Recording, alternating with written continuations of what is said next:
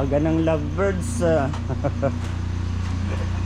O, nagpa-practice na sa tunay na buhay. Brown out ang init. Nag-brown out ba? Diba kasi sa Buti na lang, tulog kami naman. Hindi namin alam. Oo, hindi mo ano. Mga anong oras? 3. Pagising mo. Bella, ito hindi natulog ko. Tulog Naubusan ka ba? sila ng kuryente. Saan wala pa atang tulog. Lagi yung ano eh.